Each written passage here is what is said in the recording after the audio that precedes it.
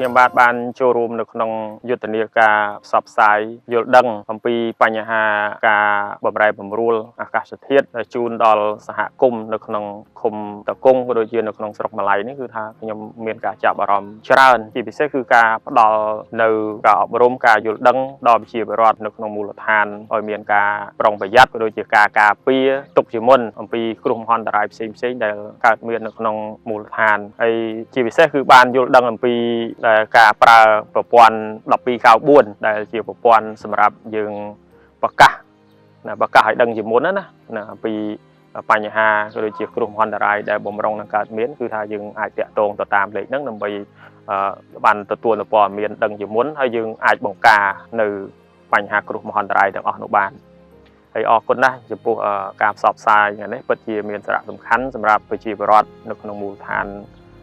ឃុំតកុងនេះក៏ដូចជាក្នុងស្រុកម៉ាឡៃក៏ដូចជាបានទៅជាចំណេះដឹងសម្រាប់ថ្នាក់ដឹកនាំថ្នាក់ដឹកនាំឃុំថ្នាក់ដឹកនាំភូមិ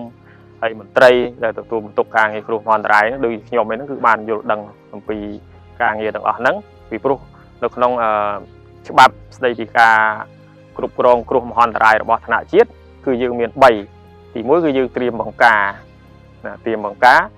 ហើយទី2គឺឆ្លើយតបហើយទី3ហ្នឹងគឺយើងស្ដារឡើងវិញនៅក្នុងចំណុចមាត្រាទី2នៃច្បាប់ស្តីពីការគ្រប់គ្រងគ្រោះមហន្តរាយហ្នឹងអញ្ចឹង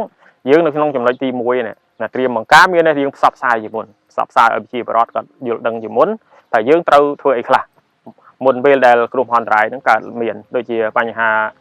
ទឹកជំនន់ដូចជាបញ្ហាគ្រោះរាំងស្ងួតដូចជាបញ្ហាខ្យល់កន្ត្រាក់ភ្លើងឆេះផ្ទះអីទាំងអស់ហ្នឹងគឺយើងមានការត្រៀមបំរុងជាមុនហើយធម្មតាការងារក៏ដោយកាលណាយើងត្រៀមបំរុងជាមុនហើយទោះបីជាហេតុការណ៍ទាំងអស់ហ្នឹងយើងទប់ស្កាត់អត់បានប៉ុន្តែយើងអាចកាត់បន្ថយទីថា10យើងកាត់បន្ថយនៅសល់1ឬ2អញ្ចឹងទៅអញ្ចឹងជាចំណាប់អារម្មណ៍របស់ខ្ញុំគឺថាសម្រាប់កម្មវិធីដែលរៀបចំដោយអង្គការករណីបាត់ដំបងព្រឹកនេះរយៈពេល1ព្រឹកនេះគឺថាល្អមែនទែនសម្រាប់ប្រជាពលរដ្ឋដូចជាថ្នាក់ក្នុងមូលដ្ឋានណា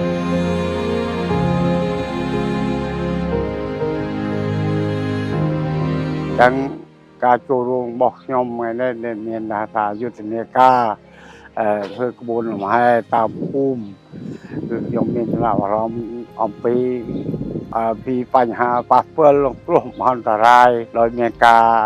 រាំងស្ងួតហើយនឹងការខ្យល់កន្ត្រាក់ហើយនឹងគ្រោះថ្នាក់ដូចជាភ្លើងឆេះផ្ទះបាទហើយនឹងពលឹងប្រជាពលរដ្ឋនឹងឲ្យ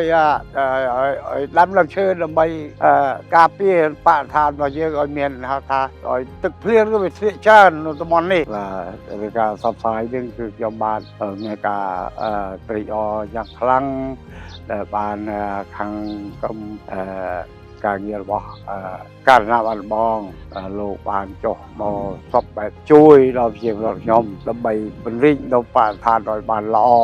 ខ្ញុំចំណាប់អារម្មណ៍ពីរឿងអ្នកគ្រូបានមកប្រជុំពីរឿងទិដ្ឋភាពទឹកចំនួនពីរឿងខ្យល់លោកខ្យល់កន្ត្រាក់ទៀតអារម្មណ៍ខ្ញុំមកចូលរួមប្រជុំកម្មវិធីថ្ងៃនេះខ្ញុំទៅយល់ដឹងចំណាប់អារម្មណ៍ពីរឿងប្រជុំ1294នេះយល់ដឹងយើងអាចនឹងត្រៀមមានខ្យល់កន្ត្រាក់ផង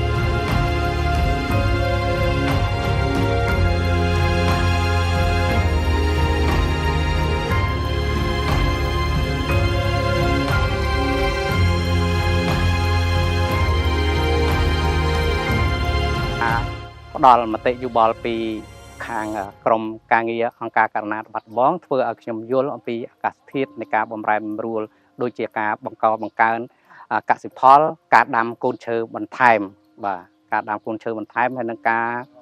សម្អាតនៃទីធ្លាបរិស្ថានសាលារៀនខ្ញុំនឹងយកព័ត៌មានទាំងនេះទៅផ្សព្វផ្សាយទៅដល់ភូមិខ្ញុំជាអ្នកនៅជិតខាងខ្ញុំឬក៏ទៅដល់សហគមន៍របស់ខ្ញុំ